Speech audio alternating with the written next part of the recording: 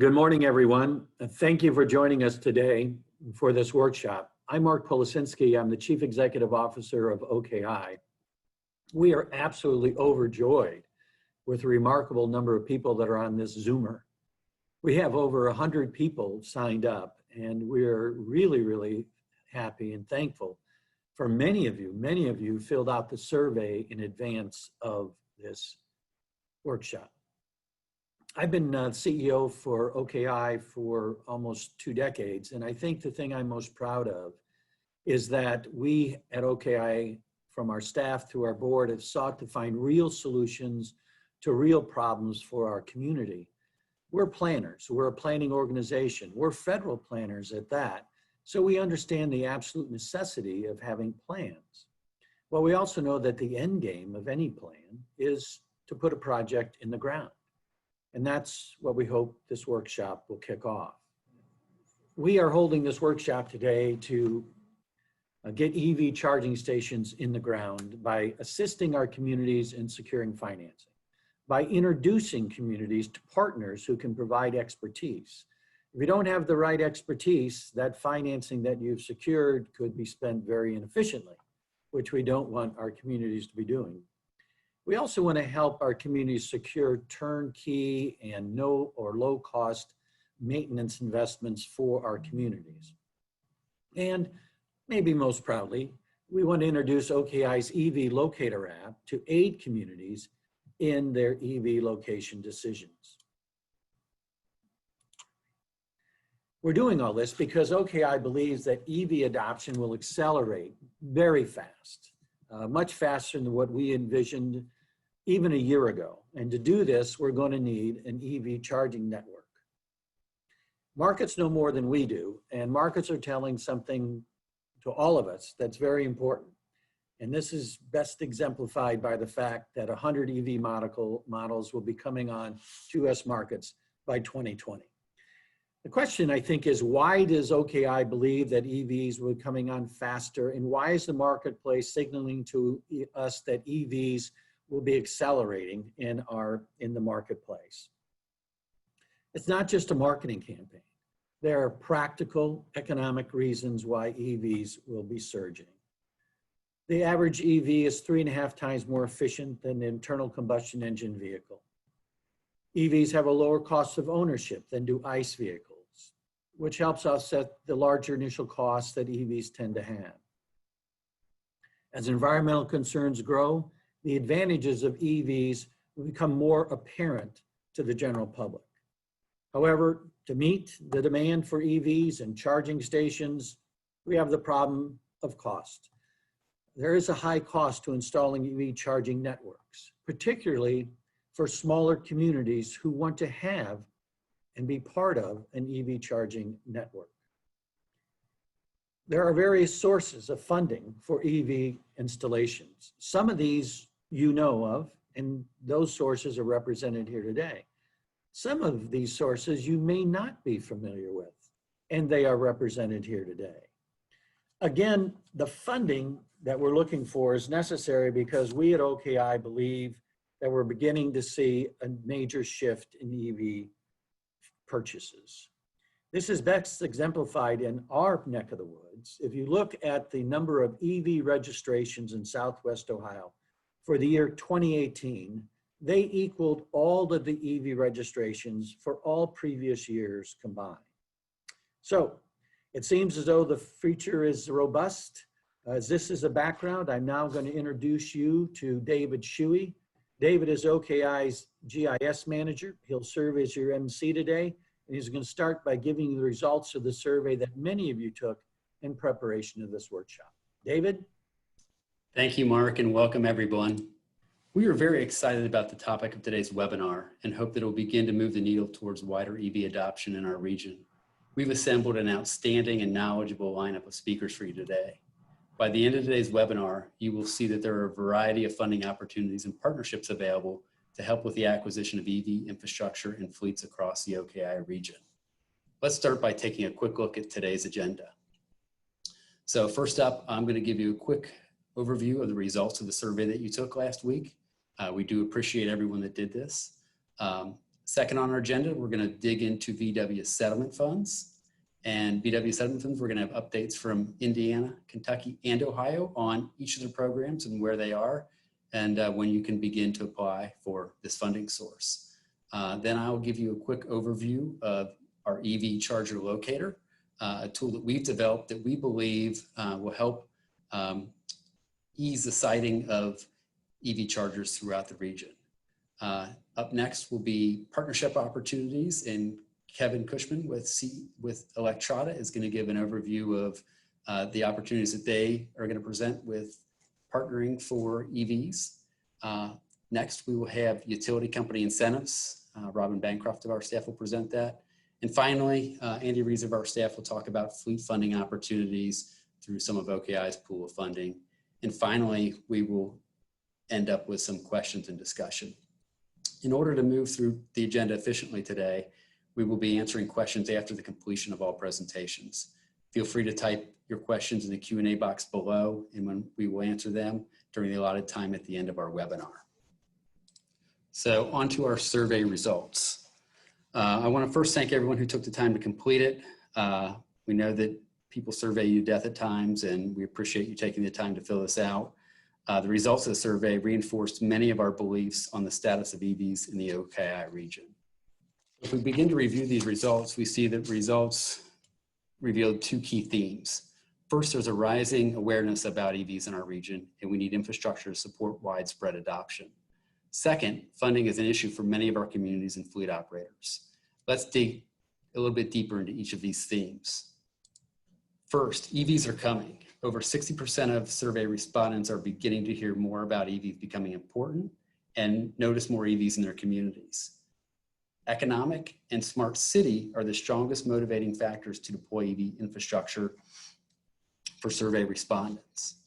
Over 70% of survey respondents consider the availability of EV charging infrastructure to be extremely important and very important service for their communities. 80% of you think that EV drivers should pay about the same or less to travel the same number of miles than if they drove a gasoline-fueled car. Now let's dig a little bit into the lack of funding theme. Over 67% of respondents said that EV charging equipment was expensive and there was no funding for it. Over 80% of respondents indicated that it was important to pursue EV infrastructure or fleet conversion. However, funding was at risk given other issues, or there was no budget for it at the current time, or it was a lower priority to be revisited when funding becomes available. Funding remained a constant theme or lack thereof throughout the survey and our results that we saw. And then finally, there's some areas that remain unclear. There still exists a lot of confusion about the number of EV drivers registered in each community, how many are actually out there. People anecdotally see EVs, but there's a lack of hard data to how many currently exist. And then finally, transitioning their fleets to electric is still not a top priority for respondents, with most being out 1 to 2 years in the future, which was 20%, out 3 to 5 years being 16% of respondents, and not being a priority in the foreseeable future was 33%. Yet more discussion about fleet transition was needed. Next, I'd like to drill down into 3 questions in the survey which are most salient to today's discussion. First one is question number 5. How important do you believe it is for EV charging infrastructure to be available to your constituents or residents? Almost 72% of you responded that access to EV chargers was either extremely or very important. Moreover, if you include the somewhats, nearly 95% feel it's important. So obviously, EV chargers is something that we want for our communities and for our residents. But if we start to look at these next couple of questions, we'll find out why that's not occurring. So question 7, how has the importance to pursue EV infrastructure or fleet conversion changed for your community or organization in the last year? No one responded that EV infrastructure was both a top priority and currently funded. So 0 responses there. 55% responded that it's important, but either funding is at risk or not budgeted, while 25% indicated that it's a lower priority and will be revisited when funding becomes available. And finally, question 9. What is the main reason for the lack or limited number of EV charging stations in your community? over 67% of respondents said that EV charging equipment was expensive and there was no funding for it. Only one person responded that EV charging stations are not needed in our community. So as you can see, there's clearly a need for EV chargers, but funding is really the largest hurdle right now to getting more EV chargers in place, which makes us excited to sort of talk to you today about some of the opportunities that are going to be presented to you soon. Up first, we're going to hear from Indiana, Kentucky, and Ohio on VW settlement funds and the status of those funds in each state. Our first presenter today is Kerri Garvin, the Director of Greater Indiana Clean Cities. Kerri, the floor is yours. Good morning, everyone, and thanks for having Greater Indiana represented today. I'm going to go ahead and share my screen so we can get my presentation started. As David mentioned, I am the Director for Greater Indiana Clean Cities. We focus on advancing communities with education and resources on alternative fuels and transportation. Our mission is to advance alternative domestic fuel transportation, including energy efficient technologies across all sectors in Indiana. We are a standalone nonprofit 501c3 organization serving 76 counties in the state, working with public and private sector members. For 21 years, we have been assisting cities, schools, utilities, fueling companies, government agencies, universities, and other nonprofit organizations with their alternative fuel fleet projects. We have around 80 members and stakeholders that work with us on collaborative opportunities, whether it is for funding opportunities, infrastructure development, or fleet deployment.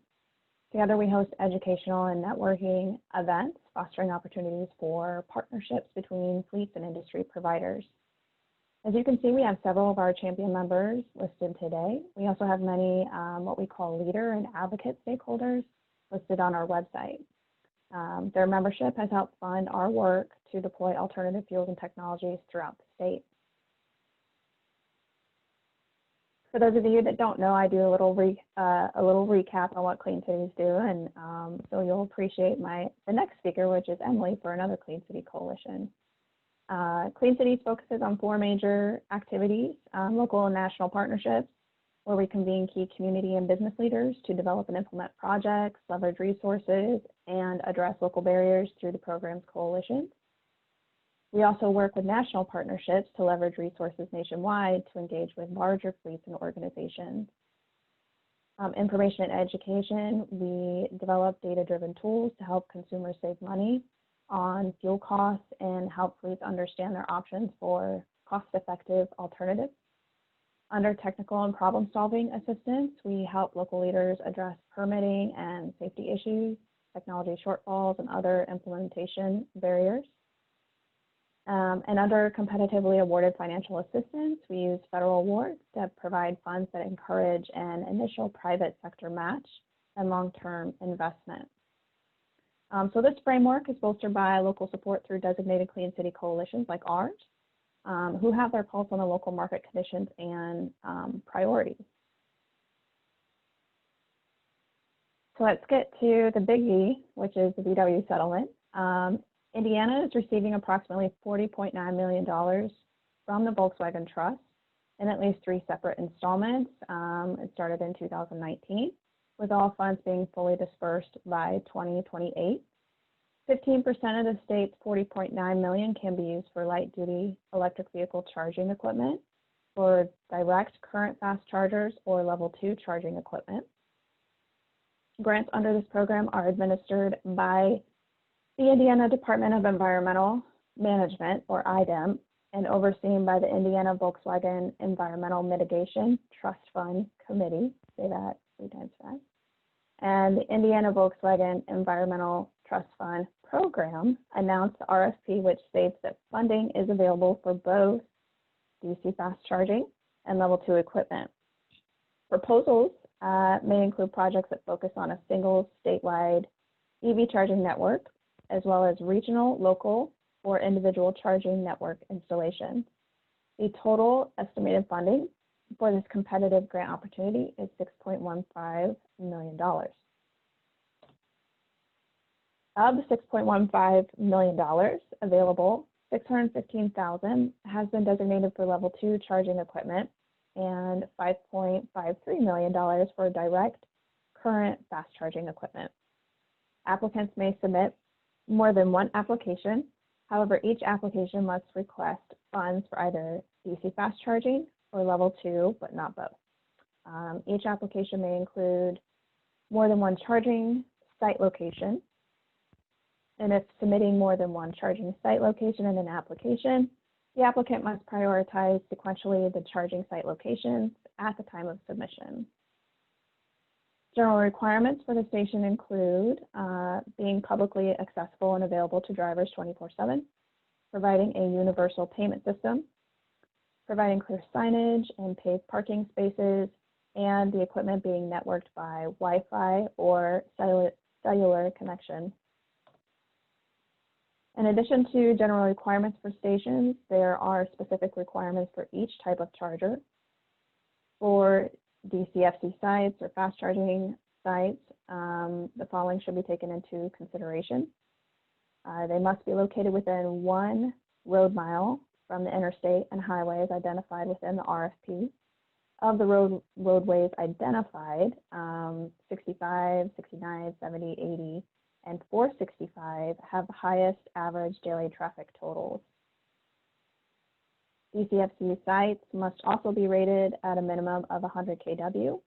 This can be accomplished by pairing 2 50 kW stations in a manner where one vehicle can obtain a minimum of 100 kW charging level, but the equipment will also charge 2 vehicles separately at a minimum of 50 kW. And each DCFC station must offer both CHAdeMO and SAE combo or CCS charging system compatible connectors. For level 2 charging equipment, stations must include J1772 compatible chargers. Indiana intends to allocate 100% of the $6.15 million through a single round of funding for EV charging across the state. All applicants must demonstrate that each station and location has a high potential for use. Projects funded under this program will be reimbursed at the maximum dollar amount per charging location or percentage of the total location-specific project cost, whichever is less.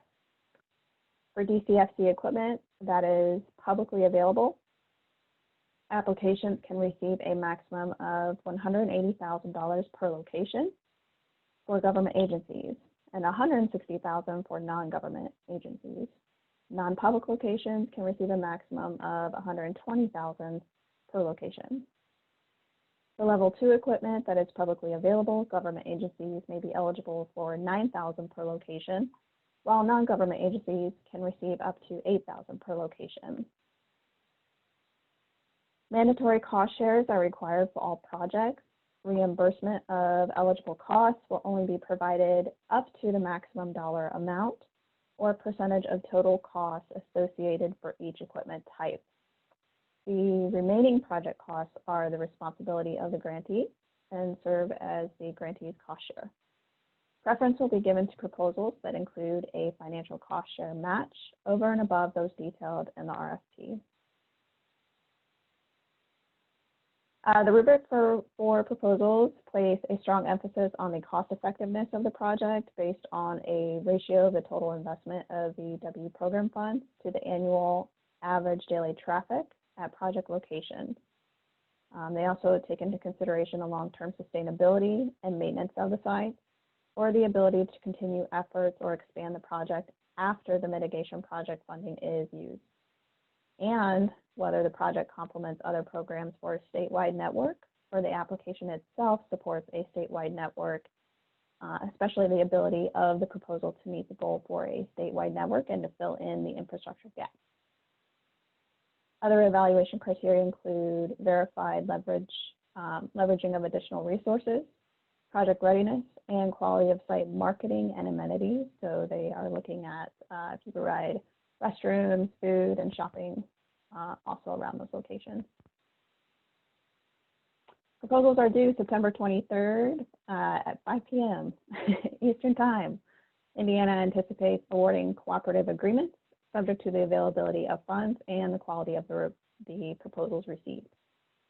The Indiana Volkswagen Environmental Mitigation Trust Fund Committee expects to select projects by the end of October 2020, with funds awarded soon thereafter. All projects must be completed and fully implemented by December 31st, 2022, and all stations must be in operation with a commitment from the owners to maintain them for 5 years. The website's listed here for more information. If you go to www.in.gov/item/air quality, you can find the RFP, and they have a handy dandy FAQ sheet they just posted the other day. Greater Indiana also helps with EV planning and grant writing assistance. If you guys need any assistance, please feel free to reach out to me. We are happy to help. Thank you. Kerri, thank you so much. As always, great things are happening in Indiana. Up next, our next presenter will be Emily Carpenter, who is the Executive Director of Kentucky Clean Fuels Coalition. Emily, you have the virtual podium. Hello, everyone. Just letting it pull up. Perfect. Thank you for confirming. This will be a nice quick update from Kentucky. We are in a very interesting place right now in the state because the main buckets, if you will, of where that money is going to go for VW settlement was just announced actually last month. So we are a Clean Cities organization, just like Greater Indiana. We work with fleets across the state and those interested in infrastructure to help them get those installed and help them get funding for those. For the Volkswagen settlement in Kentucky, we've received $20.3 million, and the Energy and Environment Cabinet, who is the individuals responsible for leading the program, they agreed to have 15% of that money go towards electric vehicle infrastructure. So that is just a little bit over $3 million. Now I say we're at an exciting point because they actually just ended a couple weeks ago on July 10th, a comment period where they're still getting information and trying to make decisions as to where that money is going to go within EV charging. So it could go to public entities, private entities. It could be level 3 with the DC fast chargers. It could be level 2, and all of that is being determined right now. The one thing that they did let everyone know is they are requesting for 50% at least matching funds for whatever project that does get funded. But as of now, those are the primary updates because they are putting the entire project and program together as to how the RFPs will work and where that money will be allocated within that bucket. So I'm here to answer any questions or help you all through. And if you need to submit some information, if you have some preferences, just let me know, and we've been coordinating with the Energy Environment Cabinet every step of the way. Thank you very much, Emily. We appreciate the update. We look forward to the program being rolled out in Kentucky. And as Emily mentioned, if you have input on their program, please reach out to her and they will pass that along to the appropriate people at the cabinet. Our next presenter is Aladin Aladin. He is the Assistant Chief at the Ohio Environmental Protection Agency. Aladin, the Zoom floor is yours. Thank you so much. Thank you for that introduction. My name is Aladin Aladin. You did hear correctly. I believe my parents thought that would build character, or at least my therapy builds. Either way, I'm pleased to join you all today. And I want to thank the preceding speakers as well. It's good to be on this call. Kentucky used to be my former home, so I was encouraged and excited to hear from them as well. I'm going to try to move pretty swiftly through the slides, but just know that the link that you see on the epa.ohio.gov/OEE, literally everything I'm going to say in the next 10 to 15 minutes will be on that webpage. So feel free to reach out or look for that information anywhere you need to. With that, each state, the VW program is a little bit different. We're all part of the larger $14 billion VW settlement. Of that, monies were allocated to each state, proportionate to How many of those vehicles were registered in that state? Ohio shares $75 million from the VW settlement, of which every state was allowed to allocate a maximum of 15%.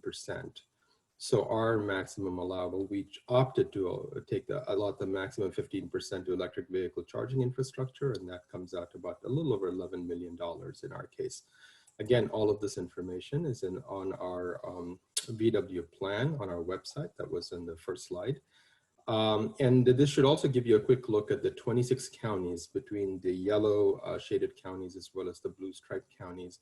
If you add them together, there are 26 of our counties that are eligible to receive funding under the VW program. For those of you in Southwest Ohio, Claremont, Hamilton, Butler, and Warren are all eligible counties, and I really hope you all are able to take advantage of this, you know, I don't want to say once in a lifetime, but once in a long time funding opportunity.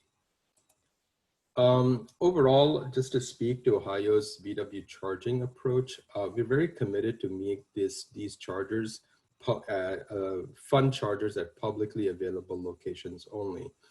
There's all sorts of data that proves beyond a shadow of a doubt that workplace charging is a good thing, that charging at multi-unit dwellings, new apartment complexes get very high use. So we don't argue that. We are actually very supportive of anyone installing those. But because we view VW funding as public dollars, we like to put our funds into projects or locations that will be available to any members of the public. And I'll speak a little bit more about that later. Applicants in our program can be government or non-government. We wanted to keep this as broad as possible. And we generally view, Ohio's view generally, the state of Ohio's, is that level 2 locations can help meet local demand for charging and also increase awareness for electric vehicles. And we hope it'll spur EV adoption. And we tend to think of DCFCs or fast chargers as more about connecting people who, allowing people the ability to travel within the state or outside the state for that matter, and be able to get off the interstate, get off a major highway, charge in 20 minutes, and then get back on and be on their way. So generally that's like our governing philosophy, although you'll often see DC fast chargers in an urban core somewhere in a downtown or vice versa as well. But this just wanted to share as you listen to the rest of my remarks, like the governing philosophy of how we're approaching this. So real quick, our timeline has been that we first set out, I remember I just joined the program around that time, and if you want to figure out whose bright idea it was to travel 26 counties in Ohio in the dead of winter and meet with stakeholders to get their input, that was me. So my colleague Carolyn and I went and had meetings with all 26, related to all 26 priority counties. OKI was a gracious host of our meeting for the Southwest portion of the state. And we basically, rather than coming up with a program and then telling everybody what requirements they needed to meet to be part of the program, we actually went out and we asked everybody, what would it take for you to participate? And how do you want us to structure this program? And we talked to stakeholders, a broad range from municipalities, businesses, service providers like vendors, utilities. We've engaged with them. And then we did a couple of things. We helped Ohio DS with a state term service contract, and I'll talk about that in a little bit here. And there's also a study out there. If you Google Drive Ohio EV charging study, if you're in the state of Ohio, it'll give you a broad picture. And this is a very, very new, just from this release last month, and we helped them with that study. It'll give you a very broad picture of the state of EV charging in Ohio and where there's a sense that we need to go, especially on DC fast charging. And then the level 2 RFA is what I'm here to talk to you about today. That's where the "you are here" sign points you to. And coming down the pike, we hope to release another RFA for electric school bus pilot study towards the end of this year. And we're going to do DC fast charging around February of next year. So unlike Indiana, we chose to separate our level 2 versus DC fast charging offerings, primarily because of what I mentioned in the previous slide, which was that we think of them as serving sort of different needs. Not that one is right and one is not, it's just the way we were thinking about it here in Ohio. So with that, I did want to stop because many of you are municipalities. I wanted to make you aware that one of the things we worked with DAS last year was, as you all must be familiar with, state term service contracts. If you're a public entity, you probably used it to buy different types of often perishable or quick use kind of items. As a state government entity, schools, counties, local governments use it often. We actually worked with them to create this contract for EV charging equipment. And so the state of Ohio went out and initiated a public procurement process. They invited bids from every vendor, and they received about 13 bids and ultimately signed contracts with 7 vendors. Now I have to tell you that since that point, I mean, early on we were going to do that, and the very next month we were going to issue this RFP for our level 2 charging funding, correct? But there's been such a big gap between the two happening that many more vendors have come in to existence or expressed an interest in Ohio's VW program. So what we did was we adopted a middle ground. On one hand, we chose not to limit our applicants to only use one of those 7 vendors. But the other hand, we also didn't kind of just completely lose the value of that effort. So when you submit an application, and there's a slide towards the end that talks about that, there are 9 kind of criterion for ranking. One of those criterion, all others being equal, is if you use the public, this DAS contract for public entities, then you get a higher priority, maybe some bonus points or something like that for using that. But the information of the person that administers this contract is on your screen, and the link is there as well. And I'll share the slides with OKI, and they can share it with every one of you that's on this call if you want to take a look at that. Again, it's not a requirement. I want to make that very clear. It's not a requirement that you use it. It's just a service that's available if you're a public entity, and I wanted to be sure you're aware of that. So in terms of this current grant offering, again, it opened on July 1st. We did a few webinars to educate people about that. We have the recording from that webinar, the PowerPoint slide, and a Q&A document that are all posted on our website, on the Ohio EPA's website. And that Q&A document, we plan to update every week or every other week as the questions keep coming in. No matter how much thought you put into the document, there's invariably something that's not as clear as it needs to be, or there's something you didn't address in the RFA, I didn't address in the RFA document, and we still get really good head scratcher questions, and we're responding to them. And in the interest of fairness, we're going to post this document at least once every week or once every other week, so that all our applicants are aware of the responses we're giving people. The applications are due on September 30th at 3 p.m. and then we hope to make grant awards under this program in around the middle of January. A big picture about funding. Again, you can see the counties that are eligible, and certainly the 4 counties in your area are part of that. This is for level 2 only. A DC Fast will be separate. There's $3.25 million being made available for level 2. We're going to do about $5 or $6 million later for DC Fast. But for now, $3.25 million, of which the $0.25 is set aside for actual state government facilities. There are some ODNR, parks and lodges, ODOT, district garages, 2 of our most popular BMV locations in the state. We hope to put EV charging there. So we've set aside that $250,000 for them. Now, of the remaining $3 million, the plan is that we would like to spend $115,000 per county in each of the 26 counties. You've got to have an eligible location and all that. You've got to have a solid application. But ideally, in a perfect world, that's what would happen, is that we would be able to invest $115,000 in each of these counties. That is why we're really recommending people, far and wide, if you're in one of these counties, this is your opportunity. Again, it may be a once in a long time opportunity for you to take advantage of this, because we would rather spread the funding by county and even put chargers where none exists or very few exists. Even if we know that it may be a little while before demand builds up to catch up to the infrastructure. It's kind of a chicken and an egg thing, right?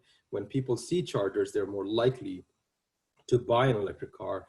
But when people buy an electric car, they're more likely then to use a publicly available charger. And we understand that. And so that's what we're trying to attempt, is to put these chargers as far and wide as possible. So please take advantage of this opportunity, and put together a good application, and we hope to hear from you. So $115,000 for your county, that's the key word to keep in mind. How is that going to be split based on chargers? So the settlement actually talks about it and we borrow language as directly from the VW settlement as we can. What that does for us is that because this is a reimbursement program, meaning you have to shell out money out of your pocket, get the project done, and then get reimbursed, we want to be 120% sure that you will get reimbursed by the settlement. So we try to stick as close as possible to the settlement language. And so at a government-owned property, that's our distinction. No matter who puts the charger, even if someone else operates it, it's fundamentally based on the piece of land that that charger is sitting on. If it's on a government-owned property, you're eligible for 100% of the eligible cost, the lesser of the two amounts, or you can get $7,500 per single port charger or $15,000 for a dual port charger. And then at a non-government owned property, the same things stand, except instead of 100%, we're doing 80% eligible cost and expecting our non-government partners to chip in the other 20% as their cost share for this project. So the keywords are government owned, and then 80 or 100% based on based on that, single or dual port, and then whichever is lesser. So the maximum that the state of Ohio is reimbursing anyone per port of charging is $7,500. So it's just an important number to keep in mind. As I mentioned earlier, this is a reimbursement grant. You've got to be in an eligible location, and this has to be publicly available. The other thing that we're doing that's a little different than most other states out there is that, oh, by the way, before I say that, yes, and the equipment has to be purchased. It can't be leased EV charging equipment. There are good reasons sometimes to lease an EV charger, but the settlement specifically uses the word purchase. And again, that's why we're sticking to that. Now, what we're doing a little bit differently than most other states is we're requiring that every charger we fund, A, be networked for 5 years so we can collect data and users can find them, and they be covered by an extended 5-year warranty and a 5-year service contract. And that's why our allocation per charger is higher than many other states. Actually, just about every other state we looked at, we've allotted more money because we know these things come at a cost, but we want you to incur that cost so that these chargers are operated and maintained in the way that they're intended. And also there's a reporting requirement. You're going to need to submit reports for 5 years after you start operating so that we can collect that data on behalf of the state. And you as a site host can have that data to see if this was worth your while, see what the trends are. And MPOs would love you for collecting that kind of information as well, as it would allow us to plan not only for the present, but for the future as well, based on that information. So all of this is set up with that in mind, with putting in chargers that will be installed properly, operated and maintained properly, and then reported on. None of this is intended to put an additional burden on you. This is all things that can be easily done. The vendors we've talked to have said it's easily doable for them as well. A few quick, when you look at our program, again, you've got to be an eligible county, which most, if not all of you must be. If you're in Ohio and those 4 counties, there are requirements for what sites are eligible, which applicants are eligible, and what eligible costs are. Again, nothing major to point out, just about we've tried to keep it as broad as possible, and these things are all listed in the documents. And if you have any specific questions, I'd be happy to answer them. We also have some project site requirements and charging equipment requirements, and all of these things are listed in the RFA. If you've thumbed through the RFA, it may seem a little long because of the attachments and everything, but we tried really hard to make sure it makes sense and it flows in a way that would be like, if you were to go out and do this yourself with or without VW funding, then we hope that you would proceed down the same path of putting your project together. We hope the RFA mirrors that thought pattern. And then finally, when you put together an application, these are the 4 pieces. The fourth one does not apply to governmental bodies, but it applies to private entities who may apply. There's a finance requirement, but basically there's a project proposal, there's a budget you need to submit, and there's an application certification statement, all of which is on our website. Once we get all these applications in, how do we plan to rank them? Well, these are the 9 criterion that I mentioned to you earlier. The number one among them is, how much are you asking us to invest, the VW, for a single port, for a port that you will make available to the public? I'll say that again. For each EV charging port that you make available to members of the public, how much are you asking Ohio EPA to invest? So obviously, the less you ask us for, the more higher your project is going to score, because that becomes more cost effective. Now, there are other factors on there, like I mentioned earlier, charging stations that are further away from other existing charging stations will actually get a higher priority, which again means that if you're outside one of the big 3, if you're outside of Cincinnati or Hamilton County, then, or you're Butler or Warren or something, then you're more likely even to get a higher score within your county because you're further away from the next available charger. Availability, just want to make the point that we've got a requirement for a minimum of 16 hours a day that you have to have the charger available to people. But if you can make it 24 hours, then that project will score even higher. There is a criteria for being sort of in a high traffic area, and the RFA will give you details about how to calculate that so that we have a consistent bar for everybody who's applying. We want these chargers to go in close to where there are amenities like restaurants and gas stations and so on. That is a higher priority for us. We also would like to see multiple chargers in a location. Now, I understand that in some cases, it's so remote and so first time that you want to put one single port charger and see what happens. And that's the commitment you're willing to make. But generally, we'd like to see at least one dual port charger or 2 single port chargers, as whatever works better for you in your location, so multiple chargers will actually get a higher priority. And then scalability or future proofing, meaning if you do the site prep and if the conduit that you lay, the electrical service that's there is capable of taking more chargers in the future, then those proposals will get a higher ranking in our books. I mentioned the state term service contract for public entities earlier on. Again, most of you, I presume, are. If you use that, then you get a priority. And finally, if you're a destination charger, like say a Kings Island in your case, then that would be a higher priority for funding as well. With that, I just want to kind of close with a couple of quick reminders. One is that ultimately this all gets combined into one PDF application, and you email it to evcharging@epa.ohio.gov before September 30th at 3 p.m. That's how you get your application in. Feel free to contact myself, my colleague Carolyn Watkins. Her information is there as well.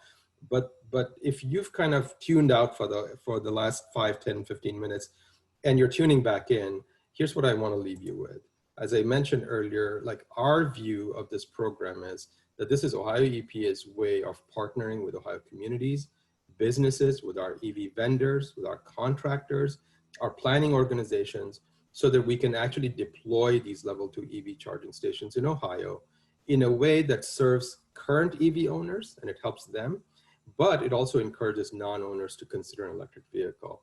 And in turn, what this gets us all is cleaner air in Ohio. So we'll only get there if we get as many as possible solid, well thought, well-written applications across the 26 counties. So we're really blessed with some really good MPOs. You guys are blessed with OKI in your region.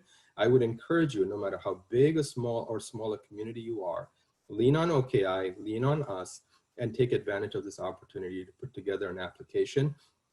I know one MPO, for example, that's collecting, or they're the ones that are putting together the applications for the many small communities in a certain county. So each application has to be limited to a certain county. So they're actually collecting those applications, or they're actually helping them put together a combined application. And those are things that we're happy to talk to anybody about. So again, lean on your MPO on OKI to help you with this process. The worst case scenario in this case is that this funding comes available and it's not put to good use in a way that will help our state today and in the future as we move forward with the EV charging infrastructure landscape. We really want to get these funds out, but we want them to go to good, solid projects that will actually serve the interests of the public and help improve air quality. So again, I mean, reach out to OKI, reach out to me if you have any questions or comments about any of this. And with that, I'll wait on questions. Thank you very much. Thank you, Loudon, for that very informative presentation. And I would recommend for our Ohio members that have not had a chance to watch the Ohio EPA webinar they recorded a couple weeks ago. And if you're interested in this funding source, I would highly recommend that you go out and watch that. It was very well done. It's very detailed, takes you through the entire process. And again, it's definitely worth your watch if you're considering applying for this funding opportunity. As you can see, the VW settlement funds present a great opportunity to jumpstart EV charger installations in our region. And we really hope that you will take advantage of these opportunities and apply for this funding source. And as Alad mentioned, if you happen to have questions or if we can be a resource to you, don't hesitate to reach out either to myself or Robin Bancroft on our staff, and we'll be more than glad to help you in any way that we can. Now we'd like for you to answer a couple of questions based upon the first three presentations that you've seen. What we want to know is your EV charging station plans and for VW funding. Jen, would you load the first question for us? And so the first question is, do you plan to apply for EV charging stations funding through one of the state Volkswagen Mitigation Trust Fund programs? And the second question is, if you plan on doing that, how many charging ports do you plan on applying for? So if you go ahead and fill that out for us and we'll take a look at the results. And it looks like about 60% of you, or 60% that are responding plan on applying for funds.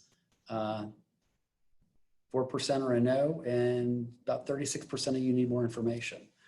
So again, if we can be a resource in gaining that additional information, please don't hesitate to reach out to us. When it looks at the number of charging ports that you plan on putting in, it's pretty evenly spread there. You got 13% that are 1 or 2, 18% 3 or 4, 16% are 7, and then unsure about half of you. So again, not quite clear on exactly what you're going to do there, but it is very encouraging for us to see this number of people that are interested in these programs. Up next, I would like to introduce you to the EV charging station locator app that OKI has developed. We developed this app to help locate EV charging stations within our region. You can access the app by going to gis.oki.org/EV or by visiting the OKI website and navigating to the Maps and Apps section. You'll see it clearly located there. And so what I'd like to do is run you through this app real quick. I just did screenshots today because with the resolution on a monitor and trying to share it here, it's a little bit more difficult to do a live presentation. But I think this will give you a basic understanding of how to use the app and how it works and what you'll get out of it. Again, you can go to gis.oki.org/EV to access it.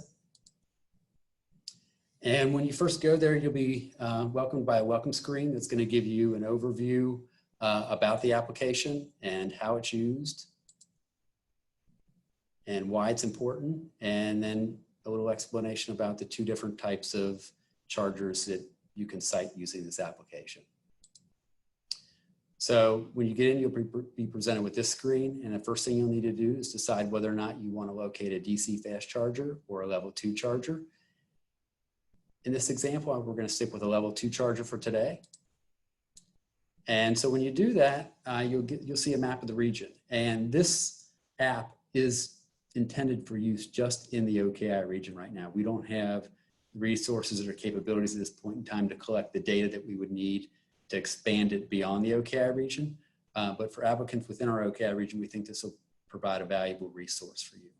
So the first thing you need to do is either enter in an address if you have an address for the location, or you can click the Choose on Map button and zoom into the map and click the location that you'd like to locate your EV charger. Once you do that, there'll be an EV icon that we presented on the map, and you'll begin to see things start to calculate. And so when you look at the map, there'll be a legend below it that's going to show you where the proposed charging station is. It's going to show you nearby traffic counts, where park and pool and park and ride locations are. Little gray dots represent amenities. And so in our amenities, that's either a shopping center, a shopping mall, or some type of restaurant. It will also show you alternative fuel corridors, which are represented by green dashed lines. And then there'll be a red line that represents the route to the highest functionally classified road within a quarter of a mile. This is something new that we added to our app recently, and this was in response to the request by OEPA to have this as information is collected. With that said, OEPA would still like you to use their procedure for demonstrating this information by using the o.tims site. Again, so we have it built in here for you for your reference, but if you're doing an OEPA application, make sure that you follow their guidance and guidelines for collecting this information as well. They do require, they want to have sort of a level playing field for everyone to pull from. And then finally, you'll see level 2 chargers and Tesla chargers. And we split those out because obviously Tesla chargers are unique to Teslas. And if you're driving a non-Tesla, you really can't use that charging station for anything else. And so if you scroll down a little bit further below the legend, what you'll see is a summary of your site that you've created here. And again, we've created this in a way so that we feel like it's very user-friendly, very easy to use. Once you select your site, there's very little for you to do. The application does all the work for you. So the first thing it'll tell you is the type of analysis that you're looking at. In this case, we're looking at level 2 chargers. The distance to the nearest level 2 charger, in this case, it's 2.3 miles. The distance to the nearest EV corridor, in this case, it's 1/10 of a mile. And then the highest functionally classified road within a quarter mile, in this case, it's an interstate and it happens to be 11/10 of a mile away. And then it's also going to list out the amenities for you. And so we can see that we're near the Kenwood Town Center in the Sycamore Plaza, but then in addition, there's a series of restaurants that are nearby that would act as an amenity for someone who might be charging their EV and needed something to do while it was charging. And then finally, we have nearby traffic counts. So at OKI, we have a very detailed traffic count database for the region. And what this does is it goes out and it pulls those nearby traffic counts and then displays them on the map. So you have an idea of what traffic nearby looks like and what the volumes look like. Obviously, this is going to have an impact on the usage that your EV charger gets. And then finally, we have this ability for you to create a report from this. And so if you click on the report, the export report as a PDF, it will generate a PDF and then you'll be able to download it. There'll be a download button that appears here at the bottom. And when you do, it'll look something like this. So it includes the location and then a map with basically everything that we've outlined below, including the legend, and then a summary of amenities and traffic counts and all that stuff. So if you want to use this in an application, it's something that's very easy to then embed right into that PDF that you're going to upload to OEPA or the state of Indiana or who else you may be applying for funds. And if you're not using it to apply for funds, but just want to have an idea of what the charging network in and around your area looks like and whether there's need there, it also helps answer that question as well. A couple other things that I'll point out that the app does is if you might have noticed in the bottom left-hand corner of the map, there are some checkboxes down there. And some things that we've included in there for you to look at are job hubs, EV registrations by zip code, and then functionally classified roadways. Currently, we only have 2018 data by zip code. We've been unable to acquire 2019 data from the BMV. We've been told that by the end of 2020 that they should have that data available to us again, so that we'll allow people to drill down. And as you zoom in, you'll see the zip code will become labeled as well as the number of EV registrations in that zip code in parentheses underneath the zip code. Job hubs are obviously important. These are hubs where are economic engines for our region, and we have large quantities of employees that work in here. This might be an area that someone might want to consider for EV charging stations to fill a need for those workers as they work during the day. And so that's an overview of our EV charging app. Again, we can take questions towards the end on this, but we hope that it's useful for you. We hope that you find value in it. and is something that's not going to be static over time. As new EV charging stations come online, we will continue to update the app so that over time we'll see more and more of our EV charging network here build out. I'm very excited to introduce our next presenter. Kevin Cushman is the CEO of Electrata, and he will bring you up to speed on their offerings, public-private partnership opportunity in this space that has potential to significantly change the EV charger landscape in our region. Kevin, electrify us if you would. David, thank you very much. First, I wanted to say thanks to Mark, Robin, David, yourself, and Jen for orchestrating this Zoom call. Actually pretty impressive with over 100 participants. We're very excited to be part of it. But before I start, I wanted to mention, first of all, that what David just showed you is something that really is an asset for all the stakeholders here regionally to use in thinking about EVs, where they should go, the type of attributes everyone should be considering, and where to most optimally place those, and how to think about future-proofing an EV network going forward. What I would ask, though, of everyone who's a participant, if you think about interacting with your state representatives or folks at the BMV or OEPA, really, the next time you speak to those folks, think about pushing them on the release of that BMV data. It doesn't need to be personal data. It's obviously aggregate and anonymized data, but the lack of transparency on EV registrations really does potentially delay our ability to be smarter about where we put capital into the network. So when we're almost 2/3 of the way through 2019 or 2020, working with 2018 data, a lot is changing as the early slides that Mark showed you. A lot going on EV adoption, and we should be able to keep pace, and hopefully the BMV can step up and provide more readily available data that can help us on our decision tracks. So, but thank you for that, David. We are an interesting and new participant in the EV market. We've had the great pleasure to meet with several of the folks attending the meeting today on the municipal and county government side, and greatly encouraged with the level of interest in working to find EV charging infrastructure opportunities within your communities to advance any number of strategic initiatives, not the least of which is just presenting the opportunity for folks to make a decision to buy an EV. So a little bit about Electrata. We are a privately funded company that was commercially launched in April of this year. Our investors are completely comprised of Southwest Ohio individuals and entities who believed in the theme and the thesis of our company from its inception, which is to build out a portfolio in our region of the country to address the need, the gap essentially in infrastructure to support EV adoption as it's continuing to ramp over the next several years. But as we go through the next few slides, keep in mind that we are a different type of an approach to the market and the opportunity, and that we're bringing private capital, technology, and the opportunity to look at deploying EV charging infrastructure potentially in a more efficient pattern or more efficient manner.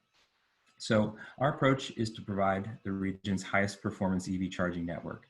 We're looking to develop what we call a portfolio within the region. We're not looking to do work in New York or California or Texas. We're looking at an area bounded by where you could find yourself 3 or 4 hour drive from Cincinnati as kind of the center of our region. A lot of the cities within our region, and especially in the OKI territory, share a lot of similar attributes: underdevelopment of EV charging infrastructure, lack of visibility on data, and just an early adoption curve, which we all think provides a nice recipe for becoming involved in conversations with stakeholders such as the attendees today.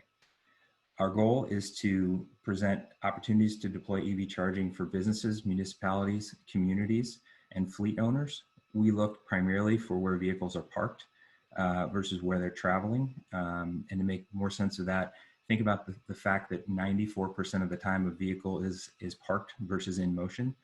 We like to try to think about our portfolio development efforts as looking to enable charging where vehicles will likely be parked for a decent amount of time, an hour plus in most cases.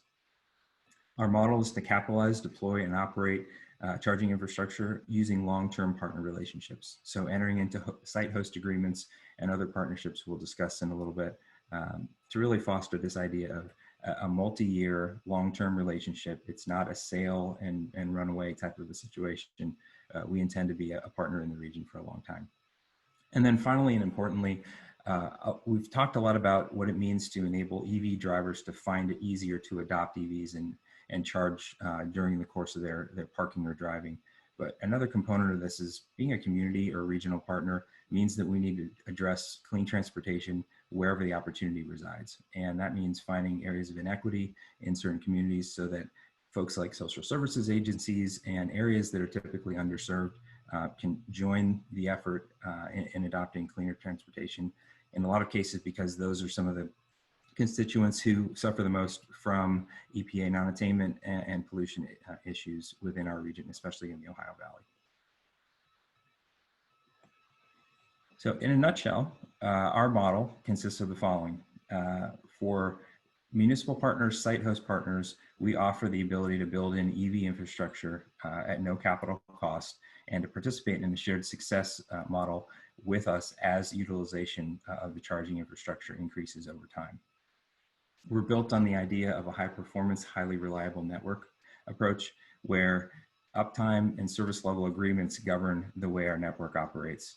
And finally, being a local and regional company, we're always close to the assets that we're deploying and supporting, and the fact that we're a known quantity within the region and interacting with folks on an ongoing basis means that our network is one of continuous commissioning. We're always going to be there upgrading, changing the network to meet the changing demand for EV drivers.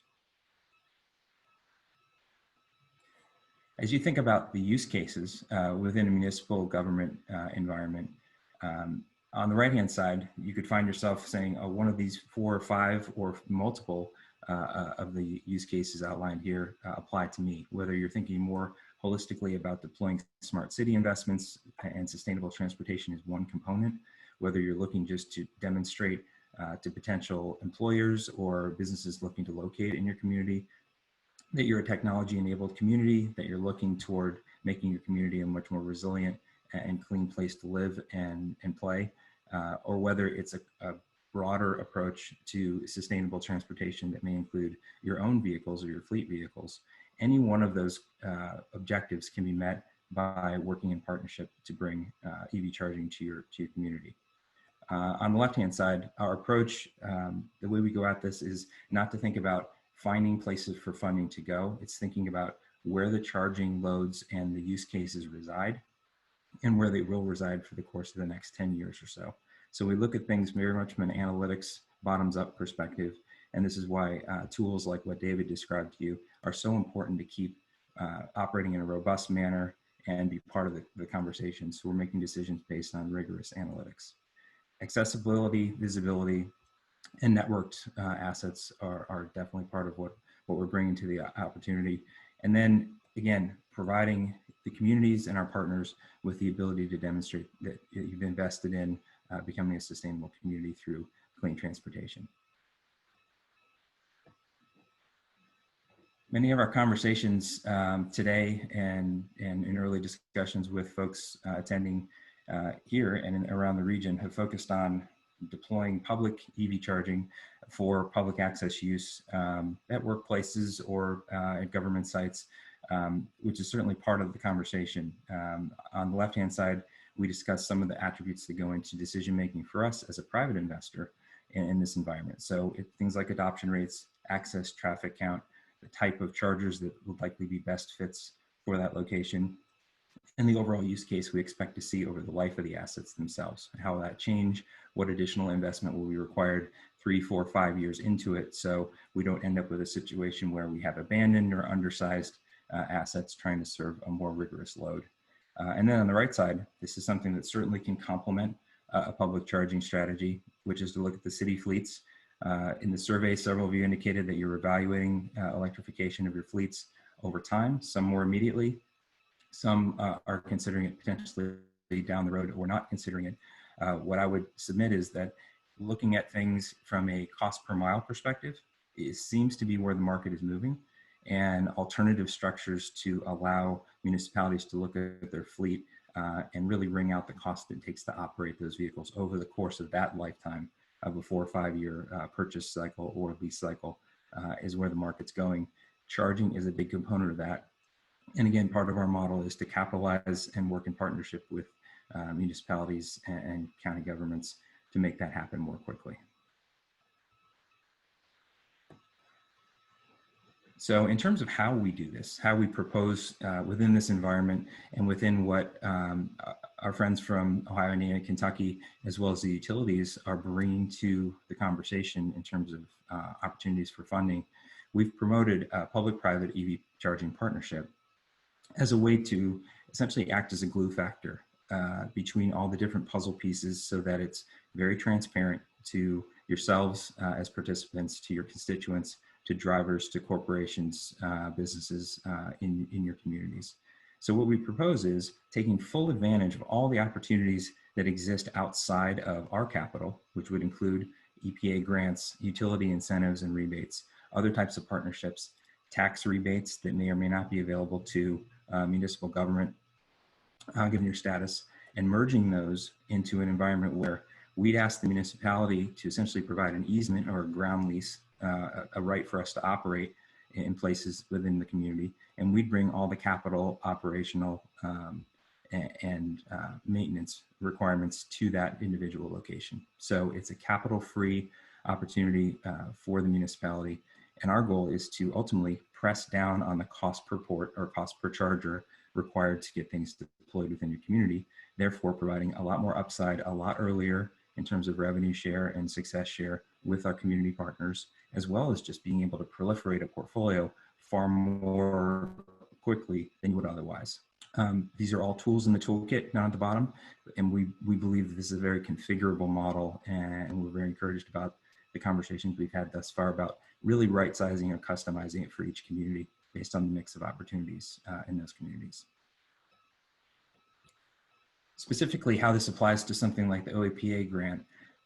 Again, we'll work through our methodology on site selection. We look at specific indicators of success for publicly available charging areas, places that may have public access but maybe on private land, and present a portfolio by community or by county, and then look to merge those components that we bring to the table in terms of capital and operational backstop and merge in the grants and incentives to really create a nice balanced approach. And what we believe that ends up with is demonstrated on this slide, which provides you the ability to actually act as a multiplier effect for grant funding, rebate and incentive funding, and provide the ability to either really bring down the cost per port or cost per charger in any location, or create a multiplier effect where you could get the double the amount of charging capacity at the same site for the same level of government investment or EPA, VW investment.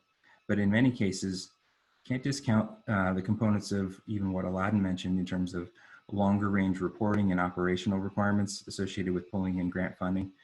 We take care of all of that in a turnkey environment. So our goal is to allow you guys to focus on what you do really, really well, which is serve your communities, and allow us to come in and act as a component of that service solution for specifically for the EV solution. An example of how economic benefit share works within our public-private partnership model is very simple. We believe that because we have the access to public sites, or in some cases private sites, we do this, we implement this same measure or metric with public and private partners that we're working with. System utilization rate is a metric we use to determine how successful that charging implementation is over time. And on a very strict linear basis, the more charging that occurs, amount of the hours that are available for charging at that site, the more our public partners should share in that upside. So again, we're early in the S-curve of adoption on EVs in this region, but certainly over the next 3 or 4 years with new models proliferating into the market, we believe the opportunities to create a value stream for our community partners is there. And this is a very transparent way of demonstrating that we're completely aligned. Our capital is going in to a partnership that we intend to share as a partnership for the foreseeable future. And then finally, as far as thinking about how do we go about doing something like this, because we're not looking to sell you equipment, we're not looking to essentially act as a mediator in a purchase environment, we're acting as a partner, a portfolio partner. The components of the public-private partnership need to include not just a term that makes sense, that's visible, upon which we can deploy capital from our private investors, and they can see the value of having done that. But also creating the visibility on the economic share, the fact that we work with bonded and insured contractors, our technology partners are commercially available partners that have been deployed all over the world, performing in very rigorous circumstances in large cities, as well as with utilities.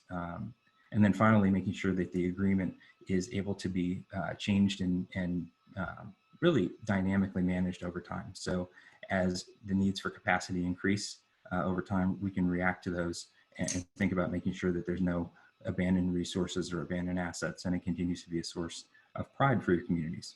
So in summary, what I'd like to say is we're very pleased to be a new participant in the market. We realize it's early on for several of you considering how to think about EVs. We're very, very interested in teaming up with you. And because the timing is very coincident around the grant process, we'd love to hear from you. Our contact information is here, and we'd certainly love to continue the conversation. David, back to you. Thank you, Kevin, for your presentation. I hope everyone is as excited about this amazing 3P opportunity as we are. We think that this is going to give a lot of communities the ability to jump into EVs that otherwise might have been hesitant to do so. It's time for another quick poll question regarding public-private partnerships. Jen, will you please show question number 3? So our question here is, will you consider partnering with a third party to provide EV charging stations for your community? All right, well, this is very exciting. It looks like about 69% of you would consider partnering in a 3P situation. We're about a quarter of you still need more information, but it's very exciting to hear, and it sounds like you folks might be in touch with Electrata here soon. Our next presentation today is about utility company incentives for EVs, and pinch hitting for Jordan Walby of Duke is OKI's own Strategic Initiatives Manager, Robin Bancroft. Robin, you're up to bat. Thank you, David. Good morning, everybody. And I'm going to share my screen. I do have a couple of slides for you all. Here we go. And I know there's been a lot of information shared this morning. I'm hoping everyone is excited about everything that's been discussed. And OKI, we have kept in constant contact with our partners at Duke Energy. So I'm happy this morning to just hit some highlights of Duke's current activities in the EV space. So I'm going to start with Ohio, and Duke currently has a filing before the Public Utilities Commission of Ohio. You see the two objectives for their Power Forward filing there on the screen. And also you see Duke's service area for our Southwest Ohio counties, which of course include majority of the OKI region in addition to Brown County. So what I'm going to do is hit the 5 programs that Duke is proposing to the Utility Commission of Ohio specifically for Southwest Ohio. There's 5 programs, and first of all is the fast charging program. This is where Duke would install all the necessary electrical infrastructure up to the customer-owned charging station at a minimum of 25 commercial charging sites. The second program is the electric school bus program, where Duke would give up to $215,000 rebate towards an all-electric school bus. The third program is for our public transit agencies, where Duke would install similarly the infrastructure up to the transit charging stations for up to 10 public transportation electric buses. The fourth program is where for level 2 chargers, Duke would provide that infrastructure up to the charging stations at up to 1,200 installations. And I want to emphasize again, this is in our Southwest Ohio in that Duke service region. And fifth and final component of the filing is the residential rebate program, where Duke would provide to customers a $500 rebate for the installation of a new level 2 charging station, and then up to $500 in ongoing payments for participation in the EV charging load management. So I just want to emphasize, I know that was really super quick, but just to hit those elements of the filing that Duke's got before PUCO right now, and just to emphasize that it hasn't been approved. We're hoping to hear about it soon. Also, similarly for our Kentucky and Indiana attendees that are listening in, Duke had a similar program proposals in both of our other member states, but unfortunately those were denied. So Duke's in the process right now of reevaluating both of the proposals for Indiana and Kentucky. So we're hoping to hear something new on that front soon. So just in closing, I pitch hit it here for our partner Jordan Walpe at Duke. And just want to encourage you all, if you have not introduced yourself or made contact with Jordan, regardless of your state, if you're in the OKI region, Jordan is our contact at Duke. And I really encourage you, you see his email there on the screen, to send an email, a hello, to mention that you got his email here today from this OKI workshop, and to just make that contact. Duke is an eager partner with us as we pursue our EV infrastructure. So that concludes my really quick highlights, and it's a pleasure being with you all this morning. Thank you, David, back to you. Thank you, Robin. And our final presentation of the day is by OKI's tip manager, Andy Reeser. Andy will fill you in about fleet funding opportunities from a variety of OKI managed funding programs. Andy, take it away. Well, good morning, all. So as far as funding opportunities that OKI has here available to you, most of our capital projects here at OKI come through federal funds in the FAST Act, which is Fixing America's Surface Transportation Act. That authorization runs through fiscal year 2020 and expires this September.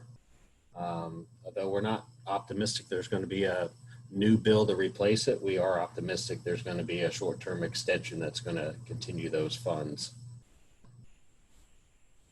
The programs that are within the FAST Act, at least the highway programs, these are the major ones: Surface Transportation Block Grant Program, or STBG, the Highway Safety Improvement Program, HSIP, and then the one I wanted to emphasize today is Congestion Mitigation and Air Quality Improvement Program, or CMAQ. There's also a few other programs: Transportation Alternatives, which focuses on pedestrian and bicycle and pedestrian infrastructure, as well as the National Highway Performance Program. Most of these programs require a 20% local match. The exception here is the Highway Safety Improvement Program is just a 10% match. And some of these programs get suballocated to the urban areas, like OKI, where we have discretion on how these funds are spent. So as far as our annual allocation for transportation projects, it's divided by state for us. Our 4 counties in Ohio, we get about $25 million a year in STBG funds, about $2.6 million in transportation alternatives funds. And for CMAQ, you get around $12 million a year. That number is a little bit flexible because it is a statewide program that has about 61 million statewide. So we do have some flexibility there. If one year Cleveland has more needs than Cincinnati does, we can put more resources to Cleveland and so forth. In Kentucky, STBG, we get about $7.5 million and TA about 450,000. No CMAQ in Kentucky is directly suballocated to OKI, although Kentucky does have CMAQ. It just runs through their central office at the Kentucky Transportation Cabinet. And then Indiana, we do get a small amount of CMAQ dollars every year, about 64,000 for Dearborn County, which is our only county in Indiana. So getting in more details here about CMAQ. Projects eligible for CMAQ, they must result in quantifiable mobile source emission reductions. So when you have an application, you have to be able to show your calculations on what the forecasted emission reductions is going to be out into the near future. And CMAQ projects must be located in an air quality non-attainment or maintenance area. That's all of OKI. And there's projects that are eligible for CMAQ include traffic flow, such as turn lanes, roundabouts, diesel engine retrofits, some types of freight and intermodal projects, transit capital projects, bicycle pedestrian improvements, carpooling and van pooling programs, and then alternative fuel vehicles for transit and public fleets, as well as alternative fuel infrastructure is also eligible for CMAQ. So every year we have a prioritization process and a call for projects. We are in the middle of one right now where we're evaluating project applications that have been received.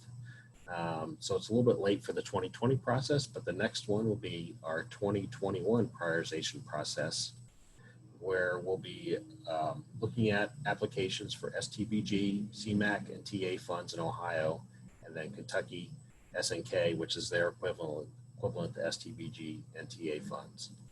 So we'll have about 12 million CMAQ available, and that's in fiscal year 25. So that is one drawback, I guess, of CMAQ is we do program funds out pretty far out, and that's really to accommodate many of these projects that have to go through design and right away, and it can be a lengthy process.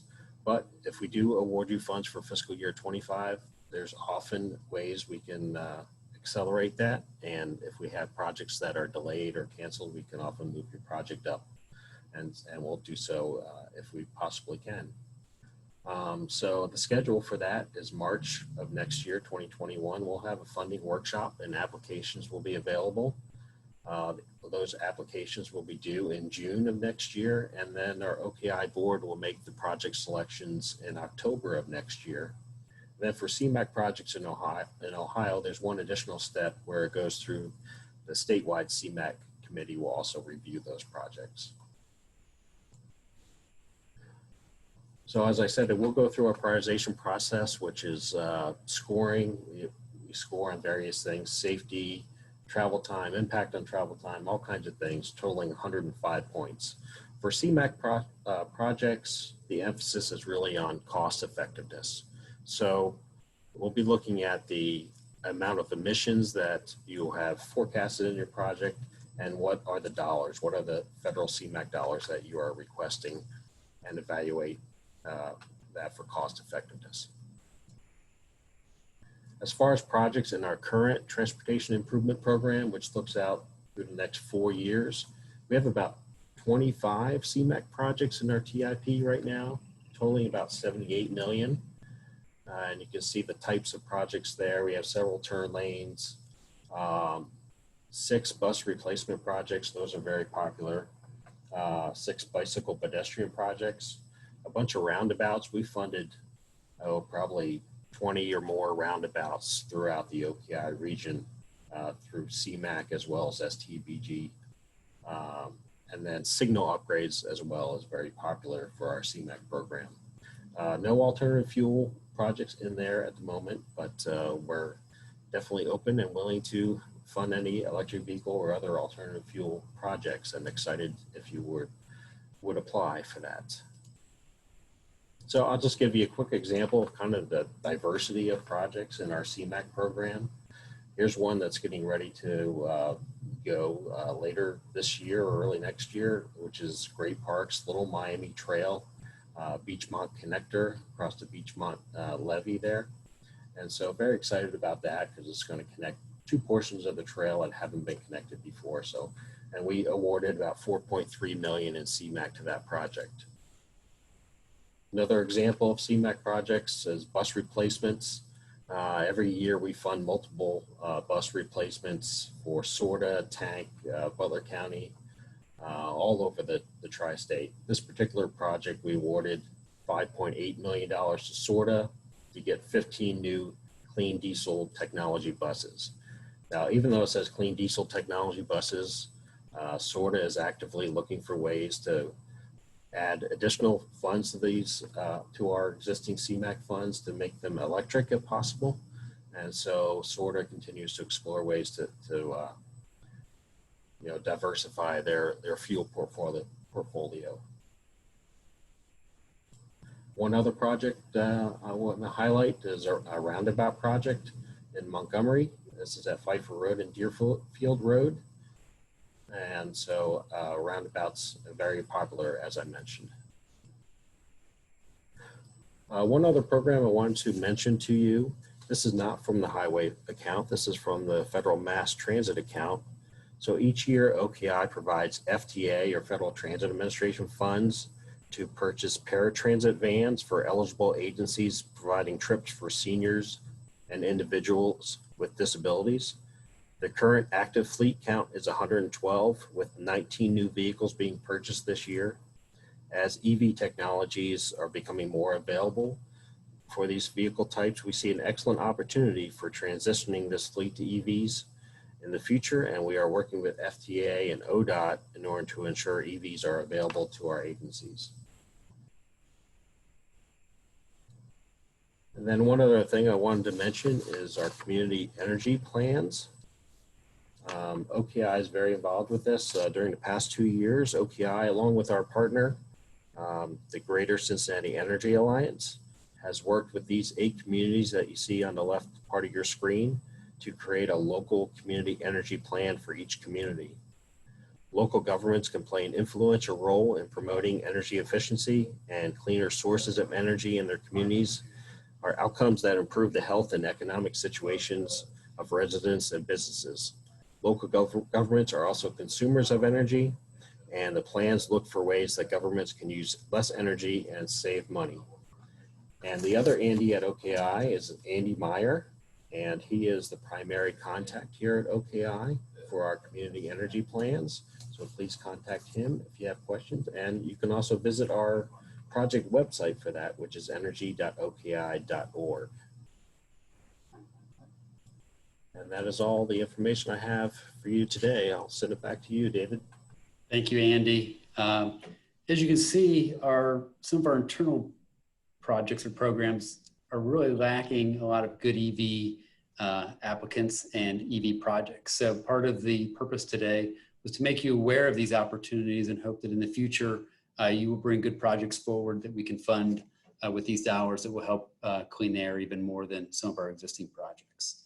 And now we have one last poll question for you today. Jen, would you please show question number 4? And so this one is, do you have an interest in utilizing CMAQ or 5310 funds to electrify your fleets? Okay, we'll go ahead and cut it off. It looks like about 37% of you are interested. 14% said no, and almost half of you need more information, and that's certainly understandable. And if we can help in that realm, again, feel free to contact Andy Rees on our staff, and he'll be more than glad to provide you with that information. So now it's time for your questions. We've had a few questions pop up in the Q&A box, and I think most of those have been answered online. If you have additional questions, we would go ahead and take those now. I will say there was a question about whether or not we're recording this webinar. We are recording the webinar, and it will be made available for those that may have come in late or people that were unable to see it. We will push that out through some of our social media channels and let you know when that's available. We expect it'll probably be by the end of the week. But if you have questions now, please go ahead and put those into the Q&A box, and our panelists will answer those as appropriate. Okay, it looks like we have one in here. Does our community being designated a CRA have any impact on the possibility of an EV station in our community? I will kick that out to our state partners to find out if in their process of VW funds, if that has any impact or not. Hey, David, I'll go ahead and ask the question. Can you help me out? What's CRA? Community Reinvestment Area. Okay. No, so in the VW program, that is not a factor. And because the VW program in the state of Ohio, I think as with other states, is primarily based on air quality metrics in the 26 counties I mentioned earlier. That's one of 4 factors that went into selecting the counties, but a big ticket item there was a non-attainment for certain criteria pollutants and primarily ozone. So that's what's the driver for this program is to help address air quality issues in these counties. Thank you. Any other questions from the group? Give you another minute or so to get those typed in if you have questions.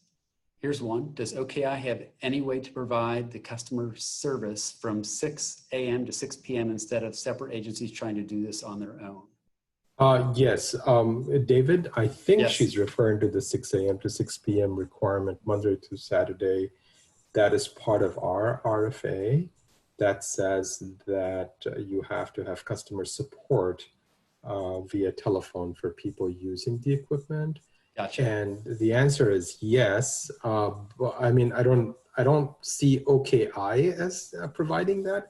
I see the vendor that, like, say you're, but forgive me, the rest of you, but say you're the city of Hamilton and you've applied to our program, and you'll come in with your application with a vendor selected. It may be Locator, it may be any other vendor of your choice.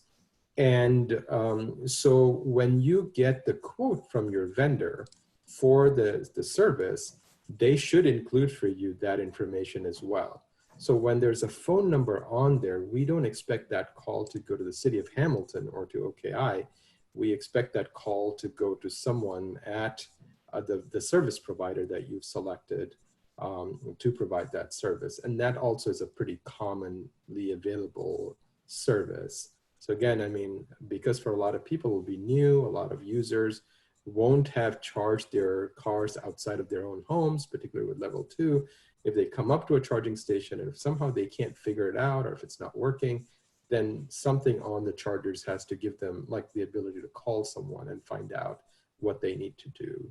And so the 6 a.m. to 6 p.m. also is a pretty standard requirement that we've seen in many other states as well, and one that vendors say that they easily provide anyway. Thank you for the clarification, Loudon. Mm-hmm. We have another question. We are currently working on building a transit center in our community. If we looked at the area to have both a transit center and an EV station, would OKI have grant monies or assistance available for this type of project? Andy Reeser, would you like to take that question, please? Yeah, I think building on some type of infrastructure that's already there or is about to go in would be a good use of our funds. We'd have to take a look at it as far as how it is, in the application and what kind of cost effectiveness is calculated there. But yeah, that's something that could be eligible. Hey, David, this is Mark. Yes. We're investing in a transit station in Uptown currently. And I know in our discussions with the city, they're very interested in putting in EV portals. So yeah, we're with something on our radar that we'd be able to invest in. Thank you, Mark. We have another question. Specifically, what support is there for establishing an L2 or DC fast charger in a condo community in downtown Cincinnati over 100 units? So I think there's a couple of different opportunities here. If you were to work with the city, you could work on assuming that that's publicly available, you could work on some of the OEPA funding, or you could reach out to Electrata. I don't know if Kevin, you want to talk quickly about this and what you might be able to offer in this situation? Sure. Thanks, David. It's a great question. We're working with multiple community developers now. This is a great example. So it really boils down to the use case and the desired use case for the condo owner or the community itself. Do they want to have folks available to come in and charge their vehicles that aren't residents? It's one big question that helps to determine how funds from public entities can be used in that circumstance. If it's truly a dedicated resident amenity, that's something that we'd be interested in capitalizing in partnership with you. So that conversation could be more direct and probably get underway quickly. Thank you, Kevin. Thank you. Here's another one. Is there any consideration at the state to raise the project award cap for the VW program? Awards at current per vehicle award cap can only fund a very small portion of new public transit EVs. And again, I'll kick this to any of our state partners if they want to jump in and answer this one. David, I suppose I can go first. Just want to make sure I understand the question correctly. Our cap is $7,500 for a single port charger and $15,000 for a dual port charger. That would be the high end of what we would invest, and it would get lower than that if your actual eligible project cost is less than that. For a public entity, if 100% of your costs are less than that, and for a non-public government entity or location, if 80% of your cost is less than that. When we were surveying states, I can honestly say that only AEP's rebate program had an allocation higher than that. I'm not aware of others. Obviously, each state makes a new offering every year. So we feel pretty comfortable with what we're offering. So again, I mean, I think that that should take care of it, but if you've got vendors or others who are telling you that that's too less and that's not going to, I'd certainly ask you to reach out to more vendors. I'd certainly ask you to take advantage of, particularly if you're, actually, even if you're not a public entity, this DAS state term contract is, you can use the Freedom of Information Act to get your hands on that contract, even if you can't sign it. Even as a non-governmental entity, you can take a look at the prices that have been quoted on there. So we feel pretty good about the fact that we've actually had a really generous allocation. As a matter of fact, to a prior question, I don't know if that was answered publicly or not. I mean, Minnesota set aside $3,200, $3,250 per charger. Ours is $7,500, but we made it that much more because, again, we wanted to make a commitment to our site hosts that not only are we trying to help subsidize the cost of the charger, but because we're asking you to get the 5-year maintenance contract, to get the networking for your charger, to get the best use out of your investment, we're also upping what we're investing, and we're kind of mentally prepared to get fewer chargers because of a higher per charger allocation. So, I hope you take advantage of that and take a look at some of the pricing that's out there. Thank you, Loudon.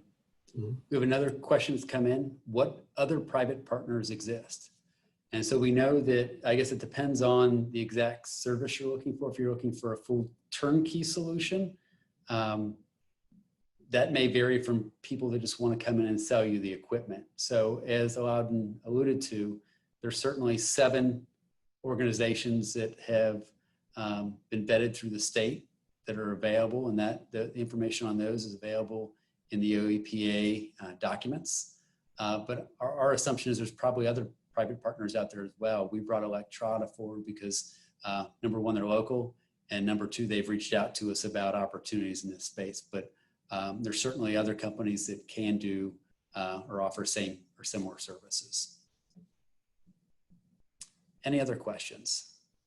If there's none, we'd like to thank you for attending our webinar today. And thank you to all of our presenters for taking the time out of your busy schedules to come and present today. We think that the information has been very useful. We hope that it's been informative and that you can use this information to further deployment of EVs and EV infrastructure across our region. If you decide to apply for VW settlement funds directly or partner with a third party to apply for funds, please let us know. We would like to track how the funds are being utilized across our region. With that, thank you everyone and have a great day.